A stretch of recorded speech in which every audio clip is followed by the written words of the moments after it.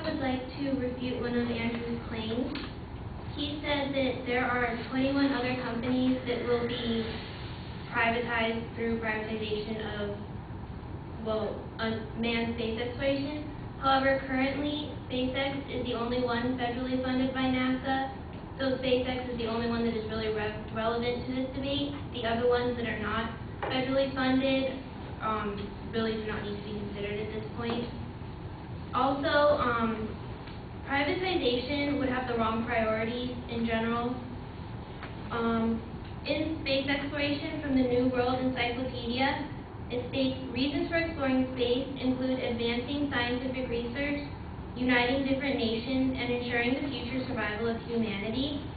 However, as I already stated, privatized manned space exploration, the focuses would be on real estate in space, hotels, tourism, entertainment in space, and that will not help us advance scientific research, unite different nations, or ensure the future survival of humanity.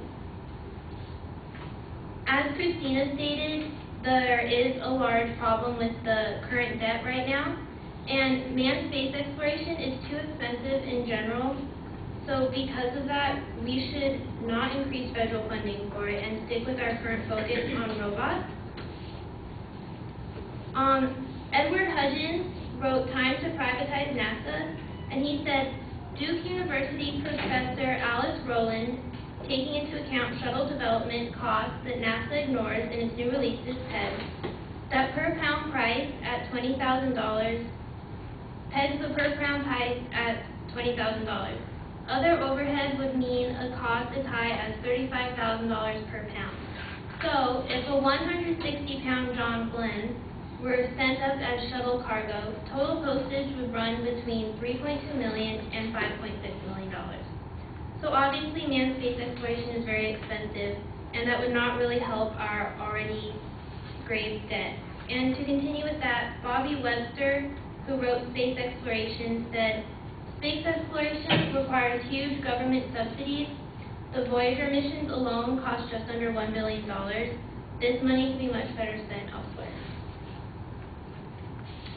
As I previously mentioned, manned space exploration has very many health risks, and robots do not have to go through those health risks. So because of that, we should not increase federal funding and just stick with our current system. Jonathan Nally, who wrote Health Risks for a Mars Mission, states, astronauts' muscles waste away on long space flights, reducing their capacity for physical work by more than 40%. The destructive effects of extended weightlessness to skeletal muscle despite in-flight exercise pose a significant safety risk for future manned missions to Mars and elsewhere. And as I'd like to point out, as I previously stated, because their muscle capacity can decrease by 40%, it would be more beneficial to continue with our current system of robots who can stay on a planet for extended periods of time without getting harmed. And I would like to point out the health threat from cosmic rays. Solar proton events are bursts of energetic protons accelerated by the sun. They occur relatively rarely and can produce extremely high radiation levels. Without thick shielding, solar proton events are sufficiently strong to cause acute radiation, poisoning, and death. And solar proton events are considered a part of the cosmic ray group.